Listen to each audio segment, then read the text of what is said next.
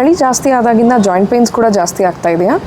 ಸಾಮಾನ್ಯವಾಗಿ ವಿಂಟರ್ ಸೀಸನಲ್ಲಿ ಚಳಿ ಜಾಸ್ತಿ ಆದಾಗ ಜಾಯಿಂಟ್ ಪೇನ್ಸ್ ಇದ್ದವರಲ್ಲಿ ನೋವು ಹೆಚ್ಚಾಗುವಂಥ ಸಾಧ್ಯತೆ ಇರುತ್ತೆ. ಅದೇ ರೀತಿ ಜಾಯಿಂಟ್ ಪೇನ್ಸ್ ಇಲ್ಲದೆ ಇದ್ದವರಲ್ಲಿ ಫಸ್ಟ್ ಟೈಮ್ ಇವಾಗ ಕೂಡ ಸ್ಟಾರ್ಟ್ ಆಗುವಂಥ ಸಾಧ್ಯತೆ ಇರುತ್ತೆ. So usually low temperature and winter season predisposes to development of arthritis as well as exaggeration of symptoms of arthritis. So ಇದನ್ನು ತಡೆಯೋದಕ್ಕೆ ನೀವೇನು ಮಾಡ್ಕೋಬೇಕು? ಆದಷ್ಟು ನಿಮ್ಮನ್ನು ನೀವು ಬೆಚ್ಚಗಿಟ್ಕೊಳ್ಳಿ.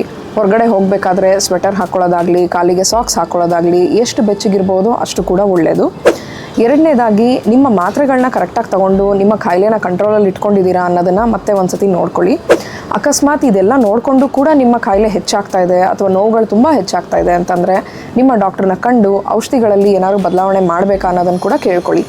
ಈ ಸೀಸನಲ್ ವೇರಿಯೇಷನ್ ಅನ್ನೋದನ್ನು ಏನು ನೋಡ್ತೀವಿ ನಾವು ವಿಂಟರ್ ಸೀಸನಲ್ಲಿ ಜಾಸ್ತಿ ಆಗೋದು, ಸ್ವಲ್ಪ ದಿನಗಳು ಕಳೆದ ನಂತರ ಫೆಬ್ರವರಿ ತಿಂಗಳ ನಂತರ ಬಿಸಿಲು ಶುರು ಆಗಿದ್ದಾದಮೇಲೆ ನೋವುಗಳು ಸಾಮಾನ್ಯವಾಗಿ ಕಡಿಮೆ ಆಗುತ್ತೆ.